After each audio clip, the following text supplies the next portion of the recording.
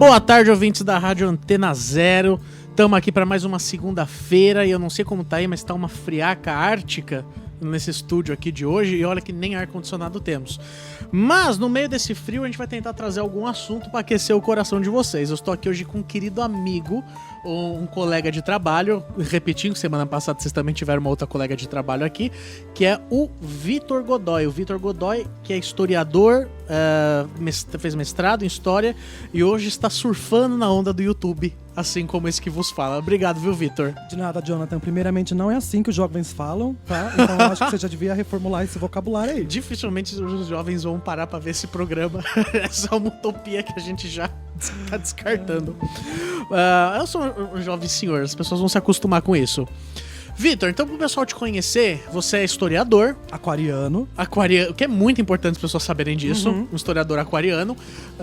E você tem uma formação que vai no intuito de história medieval, né? Isso. Você se dedicou ao estudo de história medieval. E aí você acabou parando no YouTube. Exatamente. Na sua formação como historiador. Hoje... do século 3 pro YouTube. Quem nunca? E você... hoje a sua única atividade como historiador é... O YouTube. É o YouTube. Todo mundo tem boleto pra pagar, né, minha gente? Tá. E, então, pro pessoal te conhecer um pouco, fala aí um pouco da sua história. Como é que foi esse caminho de você começar estudando história? Por que você quis estudar história? O que te acabou levando aos estudos de história medieval? Que a gente vai falar depois um pouco da sua pesquisa, que é bem interessante. E falar um pouquinho do YouTube também, da universidade. Mas me conta um pouco dessa trajetória aí, como é que foi? Bom, eu acabei entrando na Unifesp meio que de paraquedas. Eu acredito que eu não seja o único. Talvez muitas pessoas lá consigam dizer o mesmo. Eu acabei prestando vários cursos diferentes na época do vestibular, psicologia, direito, história. Eu não consigo te imaginar como bacharel de direito, é muito difícil. Direito, miga, seria outra pessoa, né? Muito Totalmente. pior, provavelmente. Sim, senhora. Mas eu entrei no mesmo ano que você, né, 2010. E aí chegou mais ou menos na metade da graduação, eu tava estagiando na TV Cultura. Mas aí eu percebi que trabalhar com TV, sobretudo na TV Cultura, não era muito fácil. O que você fazia na TV Cultura? Eu trabalhava no acervo dos caras, na filmoteca dos caras. Ah, no arquivo. Isso. Naquele, analisando película fílmica, sabe? Aquelas bem Sim, antigas, Super sim, 8, não sei o que lá. E aí eu conheci a minha orientadora to be, né? Conheci uma professora muito maneira, que tinha um intelecto muito... acessível, assim, ela dominava muitas coisas e conseguia transmitir isso com muita facilidade. E eu me encantei, achei a área muito maneira, muito legal, e acabei fazendo uma iniciação científica com ela, depois um TCC com ela, e depois um mestrado com ela. Tudo em medieval, de uma maneira ou de outra, né? Mas essa questão da história medieval, você tinha tido algum tipo de contato na cultura? Não. Que fez você pegar gosto exatamente pelo tema? Não, amigo, zero. O contato com história medieval veio direto com a minha orientadora. A TV Cultura não tinha nenhum filtro desse tipo. A gente trabalhava mais lá com filmes da própria emissora, que foram feitos na década de 70, 80, e a gente tentava não só restaurar aquilo, mas dar visibilidade para que aquele material existia. Você fazia então um trabalho de restauração? Isso, correto. Restauração e catalogação. A gente tinha muito material lá que ninguém sabia o que era, né? E era uma pena, porque só tinha lá. Então, o que era muito comum era a emissoras diversas, ou pesquisadores, jornalistas, produtores, irem lá tentar pegar aquele material para dar visibilidade para ele, né? Tá, e foi mais ou menos nesse período que você pode dizer que te despertou uma certa vontade de ter cinema como objeto de estudo? Eu tinha uma vontade de pesquisar com alguma coisa que fosse audiovisual. Então, não trabalhar com fonte textual necessariamente, porque todo mundo já faz isso na nossa área, né? É muito raro você encontrar um historiador que não tem um texto de algum tipo como uma fonte. E acabou caindo que essa minha orientadora gostava muito de um cineasta sueco chamado Ingmar Bergman. E eu acabei pesquisando alguns filmes dele, com foco em um particular que se passa na Idade Média. Então esse foi o meu primeiro contato com a Idade Média. Ele começou com um filme, e aí sim, no mestrado eu fiquei mais chato, infelizmente, e fui trabalhar com texto, que Todos nem o resto da galera faz. Todos nós. E aí mas você então estudou o Bergman, que é esse cineasta sueco, na iniciação científica e no mestrado? Não, só na iniciação científica e no TCC. No mestrado eu fui estudar cristianismo antigo. Ah, eu pensei que era inverso, então. Não, a sua relação com Bergman foi... Porque, assim, eu super assisti essa semana o Sétimo Selo, que foi o filme que você estudou. Dei uma estudada e eu achava que era a sua pesquisa do mestrado. Não, a do Olha mestrado... que problema de pauta incrível que a gente tá tendo aqui. Super fiz a pesquisa errada, mas exatamente. É disso que a gente vai falar. Então Foda-se. bora. É assim... Tá, entendi. E como é que foi esse processo do mestrado? Porque a gente entrou na graduação junto, a gente entrou no mestrado junto e a gente entrou pro YouTube junto também. Tudo juntinho, sincronizado. Tudo juntinhos. E Shallow Now. Essa música é horrível, não fala dela, deixa ela morrer. Pode usar esse espaço pra falar mal da música.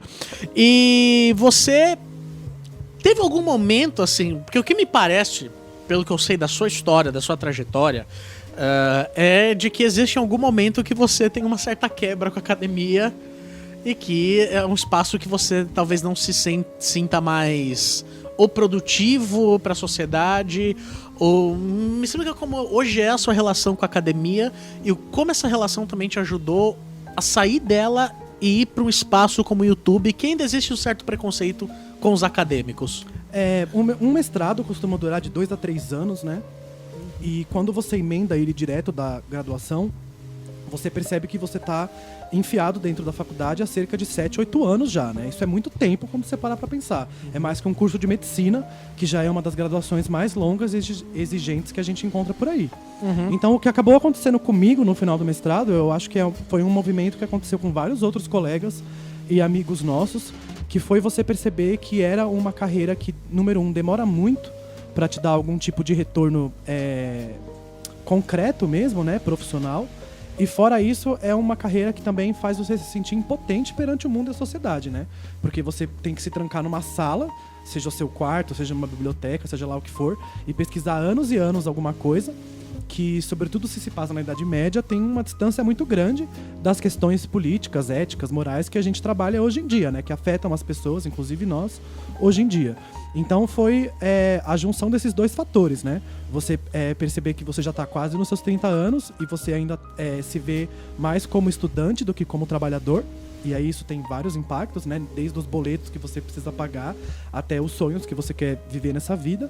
E ao mesmo tempo aquilo que você consegue devolver para a sociedade a partir da sua própria formação, né? Quando você vai para a Idade Média, por exemplo, é muito complicado você conseguir trazer para os dias de hoje todo aquele conhecimento que você adquire na sua formação. Você já foi muito confrontado com aquela famosa pergunta, pô, mas do que saber disso ou estudar isso? Total, né? Até pelos nossos próprios amigos essa pergunta vinha, né? Do tipo, nossa, por que você tá estudando Idade Média, bicha? E aí é muito difícil você responder, né? Porque tem um filtro muito imediato que é porque eu gosto.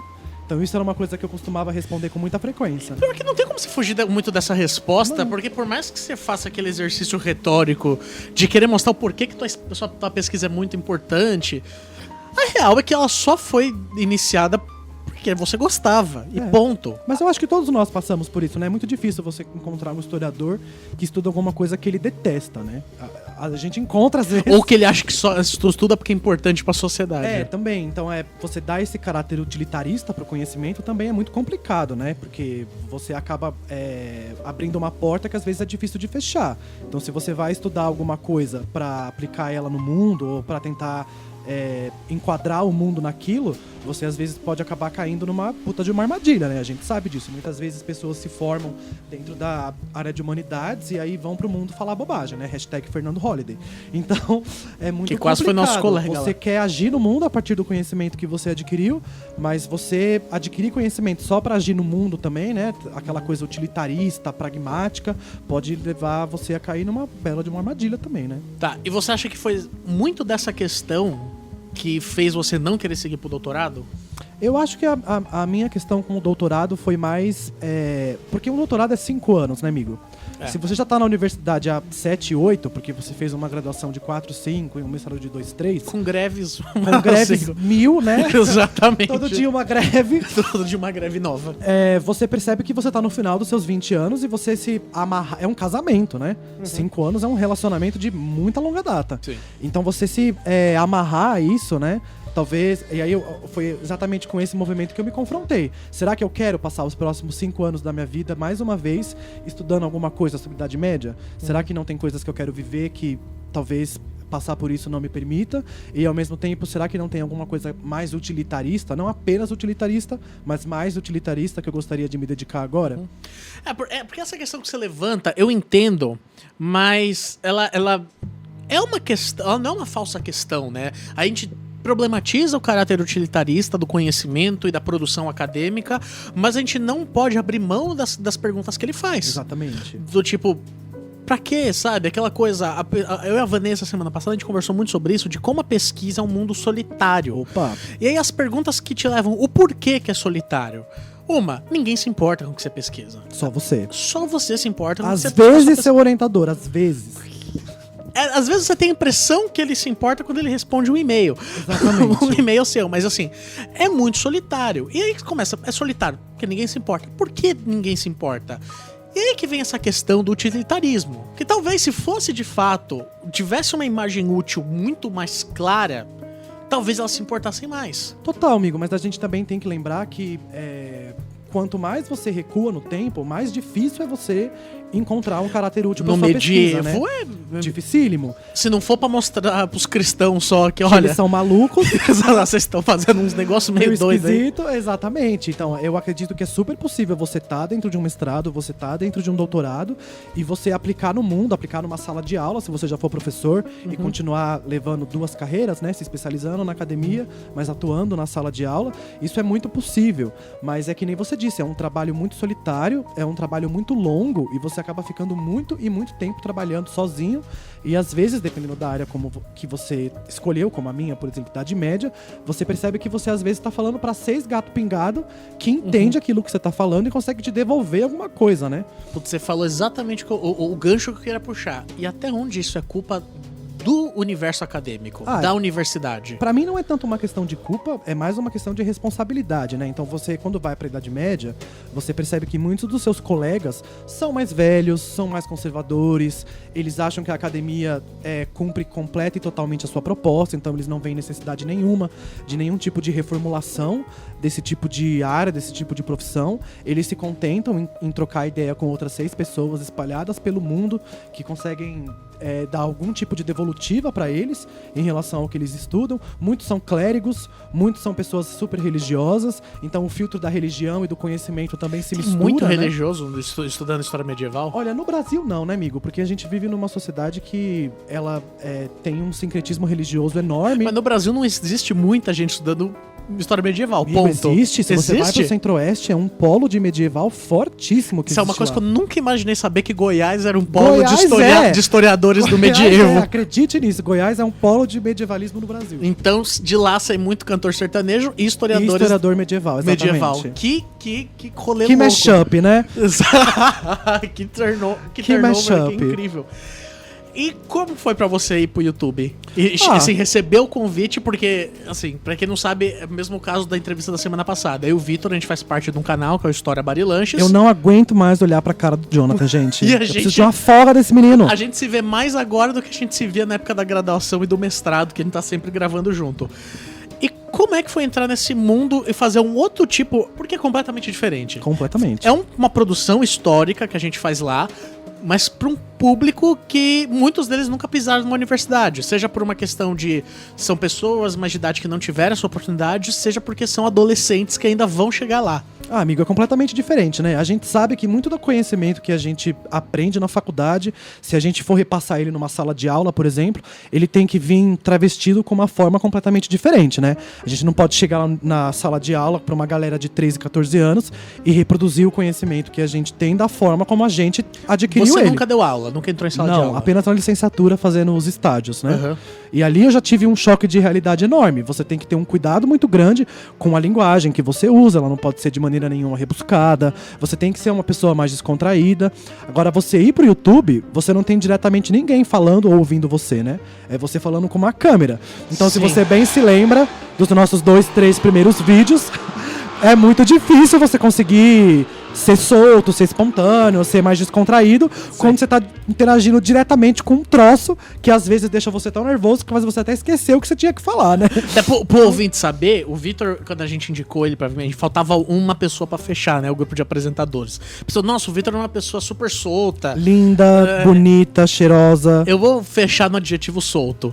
E aí, a gente chamou o Vitor, ele aceitou. Na primeira gravação, ele estava numa tensão terrível. Parecia Eu que... acho que eu arrasei, Jonathan. Eu não tô entendendo de onde vem essas críticas aí. Foi maravilhosa. Eu sei. Mas que existia uma tensão horrível. Amigo, existiu, ela foi real, é muito Eu lembro do seu complicado. primeiro comentário que a gente saiu da gravação, você falou alguma coisa do tipo, nossa, bota uma câmera na nossa frente, a gente fica burro. Burra, você fica burra, você não sabe nem o que é seu nome mais.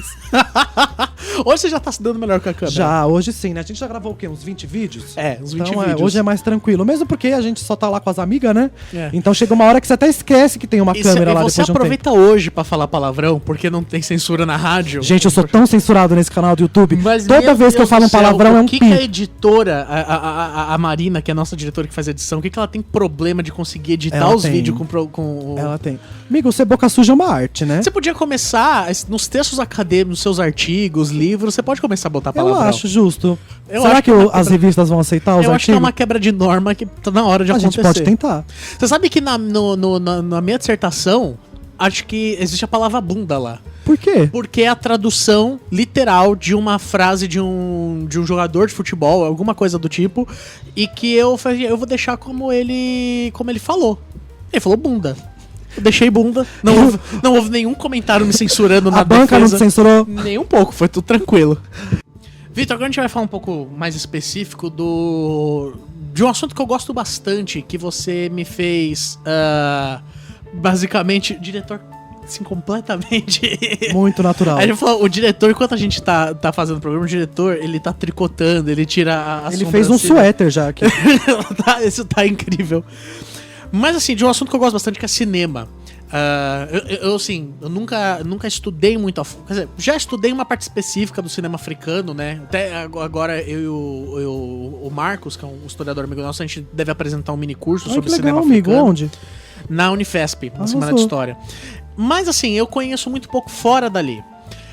E você estudou um filme, que é o Sétimo Selo, do Bergman, que é um filme de 56. Eu conhecia pouca coisa do Bergman, eu assisti o Persona, assisti o Fanny Alexander também, e recentemente o último filme dele de 2003, que é o Sarah Band, né? E eu fui olhar o Sétimo Selo, né? E eu entendi um pouco, assim, talvez um pouco do fascínio que fez você querer estudar a história medieval pelo discurso do filme. E a gente vai... E ele me deixou muito aflito com algumas questões. E eu vou aproveitar mesmo essa conversa pra tirar essas aflições, assim. Vou aproveitar a sua presença aqui. De que existe um caráter, assim, né, nesse filme muito mais teátrico, né? Uhum. Ele é o Bergman, ele é um teatrólogo também, ele trabalha com teatro e com cinema, e ele tem muita inspiração num dramaturgo norueguês do século XIX que eu gosto bastante, que acho que é O Diabo do Strindberg. Não, é o Henrik Ibsen. O Henrik Ibsen, ele faz muito umas peças em que ele, digamos, ele dá mais atenção pros conflitos psicológicos dos personagens do que pra situação, enfim. Eu percebi muito isso no filme trabalhado. Me fala como você chegou a essa ideia de trabalhar com o Sétimo Selo e como é que você, enfim, qual foi a problemática da sua pesquisa, o seu start e a proposta da sua pesquisa. Antes disso, também fala um pouco do filme, faz um resumo do filme. Então, a primeira coisa que a galera tem que ter em mente quando vai ver esse filme é que ele foi o grande turning point na carreira do Bergman. Ele ganhou uma palma no Festival de Cannes por conta disso, ficou extremamente famoso. Quando a crítica francesa viu essa jossa, eles elegeram ele como o grande pai do cinema autoral, e ele foi meio que testa de ferro para a própria crítica francesa conseguir provar para o mundo que o cinema era uma obra de arte. E esse lance que você comentou, dele ter uma pegada muito teatral, isso é muito válido e muito verdadeiro, porque ele é conhecido aqui como um cineasta, porque a gente consegue ter acesso ao material fílmico que ele fez, só que na própria Suécia o cara é conhecido como dramaturgo. Então existe uma prática dentro do cinema, acho que escandinavo de um modo geral, que é quando você tá no verão, você faz filme. Quando você tá no inverno, você vai pro teatro, porque é impossível você gravar em ambiente externo naquele inverno surreal que acontece na Suécia. Então, quando ele fez esse filme, ele estava transitando de uma fase muito obscura, muito carregada, muito pessimista dentro dos filmes dele, porque ele é dramaturgo, ele é cineasta, mas ele também é roteirista. Então, próximo do Sétimo Selo, ele de fato banca essa aura autoral que os filmes dele têm, quase artesanal mesmo, porque ele dirige, ele monta, ele escreve. Então, tudo aquilo que é discutido naquele filme é de fato muito bergmaniano, é muito dele, vem das entranhas, é bem visceral, digamos assim. E eu gostei muito do Sétimo Selo porque ele se passa na Idade Média, no século XIV sueco, né? Peste Negra, Apocalipse Bíblico, toda aquela brisa. Só que ele não é um filme sobre Idade Média. Ele é pós-cruzadas. Não. Então, é muito obscuro isso, porque apesar de se passar no século XIV, que é uma época histórica pós-cruzada, no filme tem cruzada. Então é uma Idade Média muito subjetiva também, ela tem pouca validade histórica. E isso é uma coisa que fica muito fácil de você perceber, como você mesmo apontou, porque quando você vai pra temporalidade histórica mesmo, aquela que a gente aprende na escola e não sei o que lá, o filme não se sustenta perante isso. Não. E não se sustenta não porque o Bergman era burro, porque ele fez uma pesquisa histórica fraca. É muito mais porque ele vai pro século XIV, na época da Peste Negra, na época do Apocalipse Bíblico, pra falar do Apocalipse Nuclear. Que aconteceu poucos anos antes dele produzir esse filme e esse roteiro, e que deixou ele meio de cabelo em pé. Porque não é mais Deus que é responsável por acabar com a vida na Terra, né? É o próprio homem que faz isso. A gente desenvolveu uma tecnologia que quando uma pessoa aperta um botão, uma bomba cai de um avião e 2 cidades viram pó. Sim. Então, a vida não vale mais nada, né? E o Bergman vai trabalhar a questão do apocalipse nuclear dentro desse filme que fala sobre o apocalipse bíblico. Então, ele vai mostrar vários pontos de vista diferentes. Primeiro, ele vai tentar provar a existência de Deus, e ele chega à conclusão tristíssima para ele de que é impossível você fazer isso. Isso é uma coisa que o personagem principal, que é o Antonius Bloch. Isso, o cavaleiro. Isso é uma coisa que me deixou muito intrigado. Porque pra mim, os elementos do filme, ele caminham muito no contraponto dessa busca dele pelo divino. Isso. Porque, digamos que é um questionamento que ele faz do tipo... Pô, se existe um Deus, por que ele deixa certas coisas acontecerem? Correto. E eu percebo assim, por exemplo, que o filme ele é completamente arredio a qualquer elemento metafísico. A morte, por exemplo, a morte é corpórea. Ela é um personagem corpóreo, ela anda sobre o chão, ela toca, e ela poderia ser um elemento metafísico, Sim. e não é. Não é, porque ela não sabe de nada. E me remete muito isso eu pensei na hora que eu tava assistindo. Aquilo que o Sartre chama de má fé. Má fé que é aquilo que é o ato deliberado de você negar a própria existência como um precedente de uma essência, com um precedente de uma essência. Então você tem sempre aquele sol no segundo plano, que pra mim tem alguma questão simbolizando uma certa busca pela fé, e só que o filme entrando um pouco nos elementos do filme, um pouco no contraponto daquilo que ele tá sempre buscando. Isso me deixou num parafuso terrível. Porque, assim. por exemplo, se você olha o filme de uma maneira meio desatenta, o fato da morte ser carne, né, ser uma figura viva, já pode até ser uma prova de que há um outro mundo. Só que no final do filme, quando o cavaleiro tá terminando a partidinha de xadrez com ela revela pra ele que ela não sabe nada do que tem do outro lado. Ela só tá aqui levando a galera pra um mundo que é basicamente mudo, então não tem som nenhum, e escuro, no qual ela não conhece nada. Então, a própria negação da metafísica aparece ali, porque o Bergman não é metafísico, ele é empírico. Para ele, o fato dessas tragédias acontecerem é uma quase prova de que Deus não existe, ao mesmo tempo que ele só vai se contentar em afirmar com plena certeza que ele existe se ele conseguir vê-lo. Então o cavaleiro ele vai para Jerusalém à procura de Deus, volta e não encontra. Ele joga xadrez com a morte é encarnada e ela não sabe de nada. Então é um filme muito derrotista em certos aspectos. Porque a partir do momento que ele diagnostica que a morte não sabe de nada, e que ele procurou, e não achou nenhum sinal de que Deus existe, o homem pelo homem também não consegue dar nenhuma moralidade para a vida, seja na política, seja na religião, né, que vira uma grande farsa no fim do dia, para que a vida seja cor-de-rosa. Então, todo tipo de investida política é fracassada, todo tipo de investida religiosa só é fanática, porque não há nenhuma verdade por trás dela, né? Os clérigos, a igreja, eles agem em nome deles mesmos.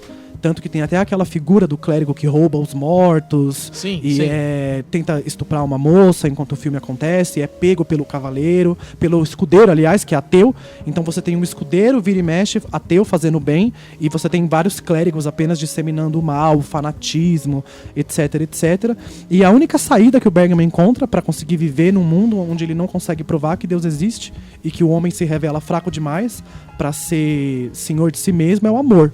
Então, se você vai para aquela família, né, da Mia, do Yoff, do menininho, Sim. é uma pegada completamente diferente. São sempre imagens muito claras, muito bonitas, quase lúdicas mesmo, Yoff né? e a Mia pode ser considerado uma certa simbologia de José e Maria? Ele é uma reprodução da família santa. Eu pensei muito nisso. Com certeza. Até pelo nome, né? Yoff é José em sueco. Ah, é verdade. E Mia é Maria. Eu não sabia. Sim. Eu não sabia. Mas tem. Putz, parece realmente uma representação Sim, José ela Maria. é. Só que tem uma coisa que o Bergman deixa implícito na história do filme por um outro casal, que é o ferreiro e a mulher dele, que é o fato do amor ser poderosíssimo, ele consegue dar sentido pra vida, sendo que com nenhuma outra coisa ela tem, a não ser com o amor, só que pra ele o amor não dura.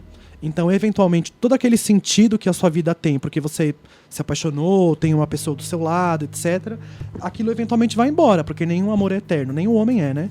Mas mesmo antes dele morrer, como carne, como corpo, aquele amor que ele tem e que dá sentido para tudo que ele acredita, eventualmente acaba, né? Então o filme acaba com essa família saindo no pôr do sol, com uma imagem extremamente positiva e lúdica, só que no momento onde eles estão partindo, o Yoff, né, que é o José da família, ele vê a morte arrastando todo mundo pro além. Só que esse além pode muito provavelmente ser um nada. Então é o oposto da existência, né? A morte não tá levando eles para outro mundo, ela tá levando eles pro nada. É o fim da vida.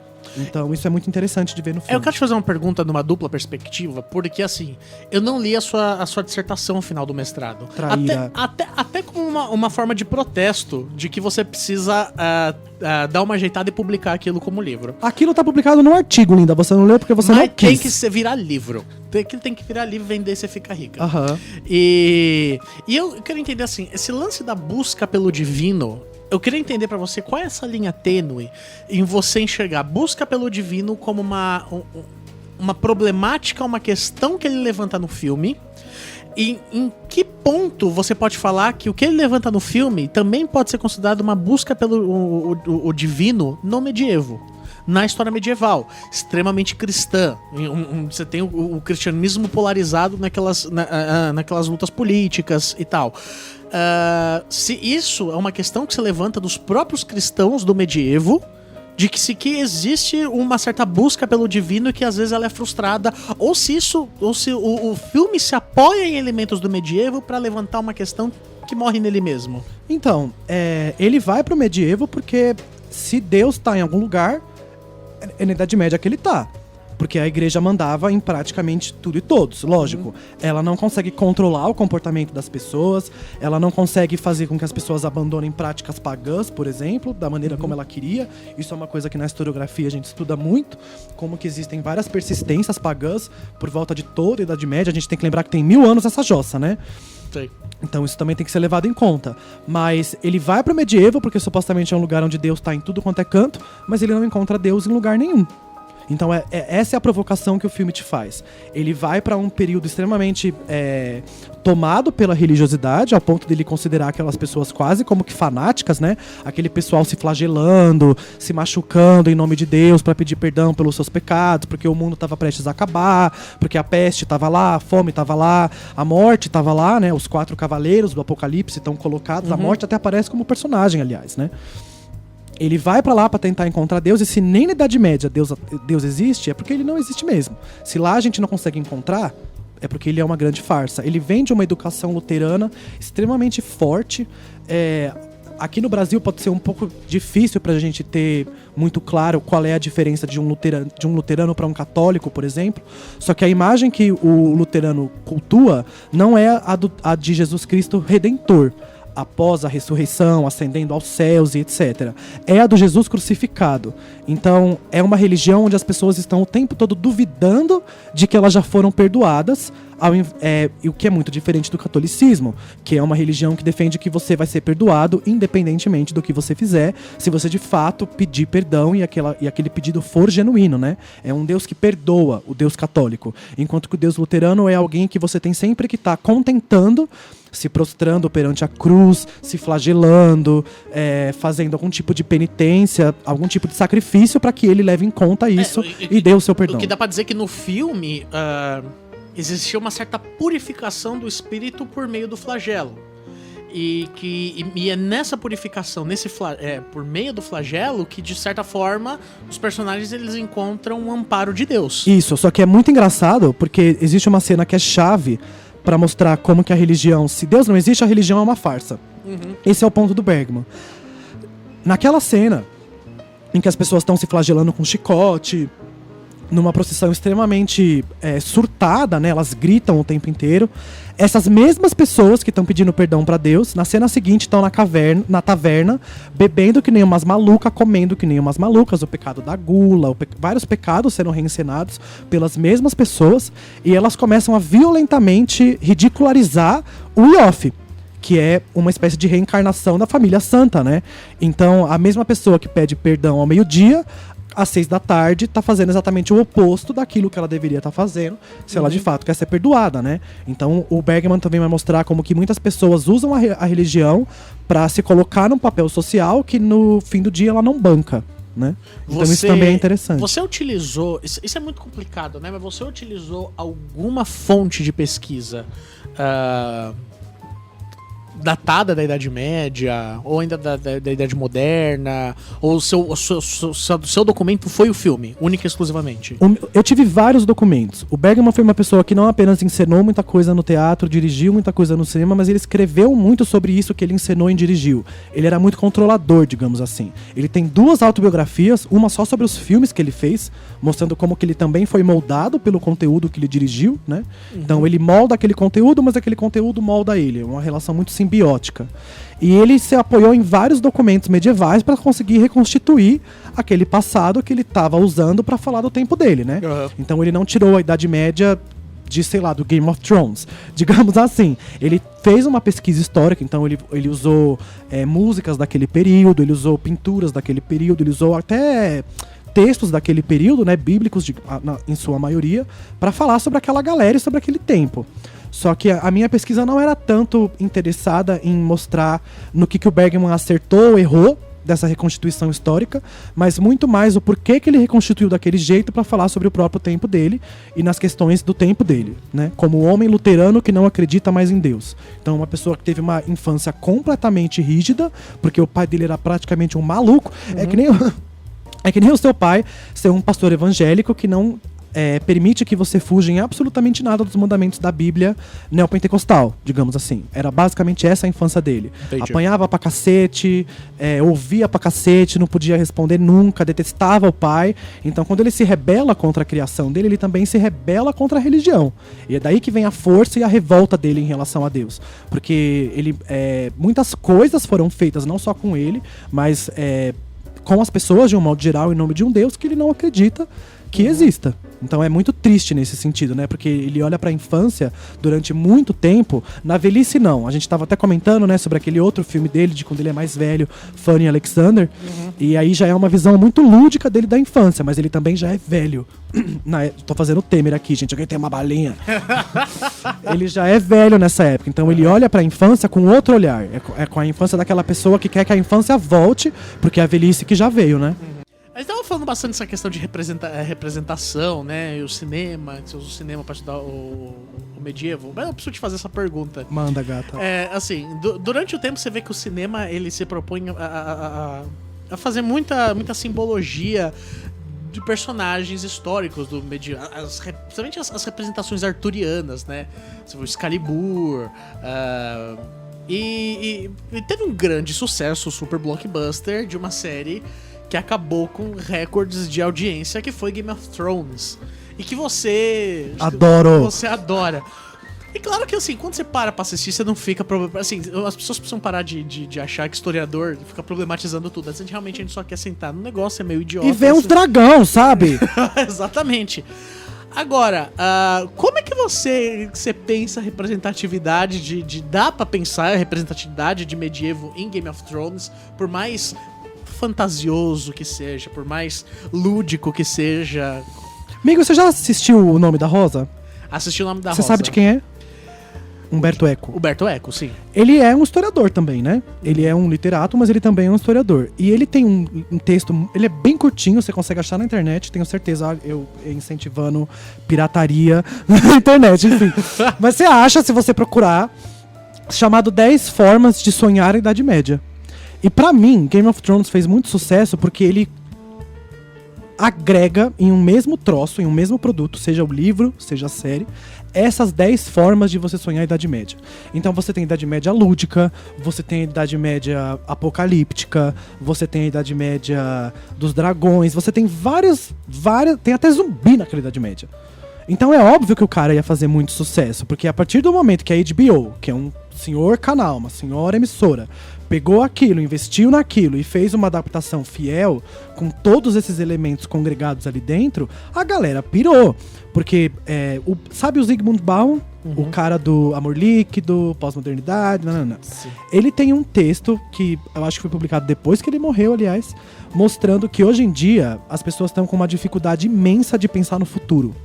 Então, tem 2 movimentos paralelos acontecendo na produção artística de um modo geral. Quando você vai pro futuro, não é mais o futuro utópico, é o futuro distópico. É aquele futuro das pessoas passando fome, de um vírus acabando com tudo, das pessoas vivendo de uma maneira extremamente rudimentar até, porque deu uma merda muito grande, seja nuclear, seja virológica, seja política mesmo, né, da galera se matando em guerra. E quando você vai pro passado para se refugiar do seu presente, que é quase como que uma coisa intangível, né? As pessoas não conseguem muito bem definir o que é o presente hoje em dia. Ele às vezes parece muito comprido, às vezes ele parece muito curto. E aí quando elas vão pro passado, elas vão passar de uma maneira meio que resgate. Então é aquele conforto de você tá vendo a Daenerys Targaryen tacando fogo numa cidade com 1 milhão de pessoas e você tomando seu chocolate quente. Então, o futuro é uma desgraça, o passado é resgatado de uma forma lúdica, sonhadora, onde você consegue congregar vários elementos diferentes, causar vários sentimentos diferentes, e no fim do dia tá tudo bem ainda com você e seu presente. Então, pra mim nada, tem uma área na história medieval chamada medievalismo, que vai estudar exatamente isso, como que vários universos diferentes, baseados na Idade Média, são construídos. Sabe aquele jogo The Elder Scrolls? Sim, que teve Oblivion, teve Skyrim, vai sair o 6º agora, se não me engano, nesse ano ou no próximo. Tem gente que faz esse tipo de estudo até no videogame. Como que os videogames que se passam na Idade Média tem uma jogabilidade que demora horas e horas e horas e horas pra você terminar, e uma liberdade de você transitar, aberto, né? Exatamente, você transita naquele mundo, ele é seu, você se refugia lá dentro, né? É só você olhar pros RPGs também, né? Que já tinha em forma de tabuleiro na década de 80, mas agora é uma imersão virtual extremamente realista, né? Que você consegue possibilitar pras pessoas.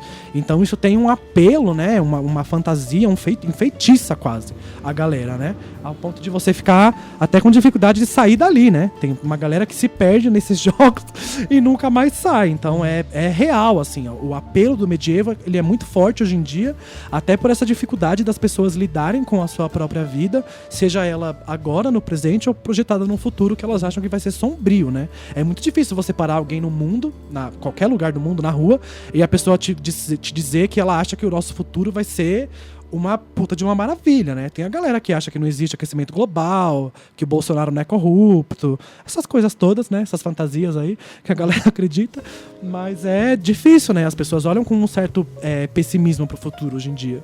E a Idade Média é um refúgio ideal. Entendi.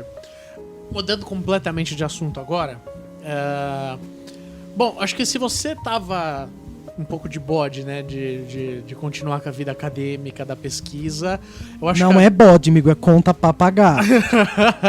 Eu acho que exatamente por esse ponto, eu acho que agora, com as políticas do atual governo sobre a pesquisa e sobre a educação no ensino universitário, isso deve estar pior ainda, né? Amigo, com certeza, né? Porque antigamente a gente tinha problemas de verba, só que a gente tinha um projeto de universidade gratuita para tudo e todos. Hoje em dia a gente tem cortes de verba e um projeto de sucatear o ensino superior da mesma forma que se faz com a educação, da mesma forma que se faz com a saúde, da mesma forma que se faz com previdência, para que as pessoas recorram cada vez mais ao mercado e à esfera privada para fazer os seus rolês acontecerem, né? Então, eu acredito que hoje em dia, por exemplo, as pessoas que estão se aventurando na área acadêmica, elas estão fazendo uma escolha muito motivadas pela sua emancipação intelectual, pelo seu desenvolvimento como pessoas, né? Ser as melhores versões delas mesmas que elas conseguem, mas isso com certeza tem um custo, né? Os nossos amigos, por exemplo, que ainda cursam a pós-graduação, vem falando muito disso, da dificuldade de você conseguir uma bolsa de pesquisa e você se vê obrigado a fazer uma pós-graduação com um emprego de 8 horas, e a gente que fez mestrado sabe o quão difícil é você conciliar as duas coisas, né? Uma pós-graduação e um trabalho de 8, 10 horas às vezes. Então, esse governo que tá aí, eu acho que ele já deixou mais do que claro que ele tá aqui para tornar a crise atual o seu projeto de governo, né? As pessoas que acham que ele tá aí para resolver essas questões, acho que não entenderam muito bem ainda a que esse governo se propõe. E o nazismo é de esquerda? Não, amigo, ele não é de esquerda, isso é mito. Fica tranquilo. Ok. Bom, a gente vai finalizando então aqui. Antes, passa o seu Instagram. Meu Instagram é um Vitor aí, eu não tenho Tinder, mas me segue lá se você quiser ver umas bobagens, eu adoro postar bobagem. E é isso, o que mais, amigo, que eu falo pra galera? Tudo bem, você já passou seu... Obrigado. E te assiste no História Barilanches. Assiste nós no História Barilanches, tem um sininho nos vídeos que eles viram me pedindo pra falar pra vocês clicarem, parece que vocês conseguem assinar o negócio lá, eu não entendo nada desse sininho, mas ele existe, se você achar, me manda no Insta, no direct, onde é que ele fica. Hashtag Paz de Deus, ou beijos de luz. Pra quem assiste lá o canal sabe bem do que ele tá falando. Então se inscreve lá no História Barilanches, essa conversa inclusive vai estar lá domingo. Bem, e a gente fica por aqui. Segunda que vem a gente volta pra bater um papo com outro convidado, outra convidada. Vocês vão ficar agora com Maria Bethânia Reconvexo. E até segunda que vem.